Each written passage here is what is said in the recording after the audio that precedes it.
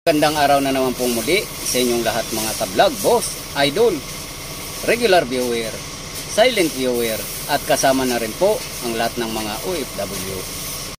So ito naman po yung gagawin ko ngayon, yung ipagpapatuloy ko po yung tinitrace ko nung mga nagdaang video na ayaw mag-charge ng alternator at walang reading na makikita sa ampere gauge. Pero yung dashboard ay makikita po natin ay nagcha-charge siya yung indicator light doon. So hindi po match yung makikitang indikasyon yung sa ampere gauge. Dapat pumapalo siya once na umaandar yung makina. At yung indicator light naman sa dashboard ay mamamatay siya kapag nagcha-charge. So magmamatch po dapat yun. Pero ang nangyari po kahapon mga nagdaang video ay hindi po nagmatch, kaya hinahanap ko po yung problema. So ngayon po ay mayroon po akong nakitang indikasyon na sira. So gagawin ko po muna to. At hindi pa rin po final. Baka mayroon pa po ibang sira to. Pero isa na po to na indikasyon na hindi cha-charge yung alternator. So ang gagawin ko po muna ay re-repairing ko yung wiring na to para makikita po natin yung actual po na charge ng alternator doon sa ampere gauge. So ito po, nagkaroon po siya ng sunog dito sa dugtungan. Yan. At malalaman po natin pag nadugtong to. So titingnan po natin sa actual kung ano po yung magiging resulta nito.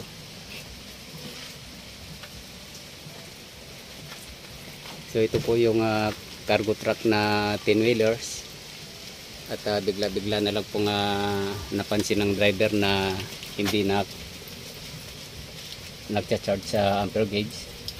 Hindi niya nakikita at hindi niya masyadong namalayan dahil ang akala niya ay kumakarga dahil nagbabase rin siya sa dashboard na indicator light.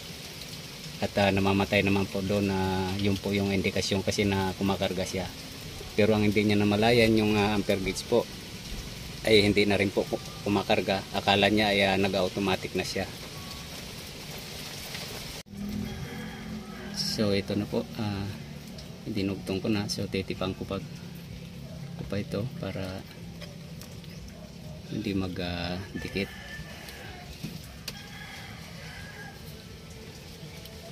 So nangyari po dito ay uminit po ng uminit hanggang sa matusta yung dugtungan nito.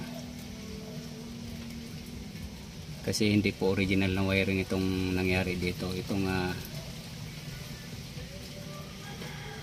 truck na to.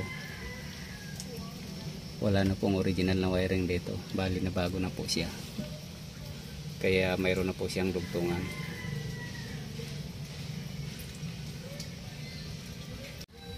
So ayan na po, na-repair ko na yung sira na wire. So ang gagawin naman po nitong susunod ay actual na po natin na pagmamasdan sa taas doon sa ampere gauge.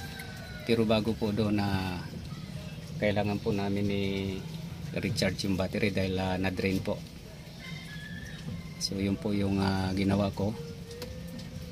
Habang umaandar siya at pinagana ko yung mga ilaw lahat para makita ko po kung talagang hindi siya kumakarga, kasi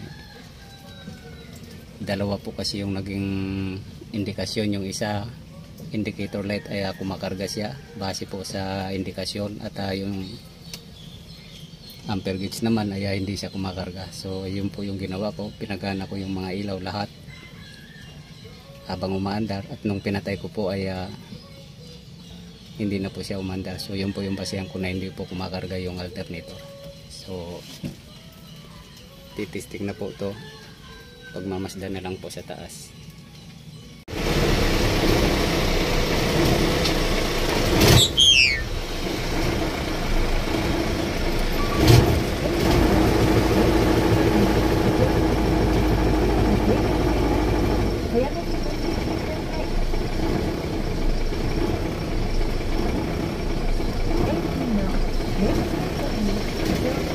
So So ito na po, pina-under ko na po yung makina at ito na po may indikasyon na po siyang kumakarga yung ampere gauge.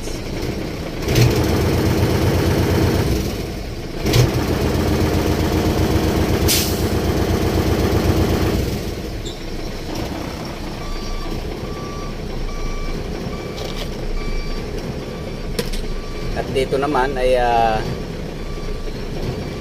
nagcha-charge yung yung battery indicator light.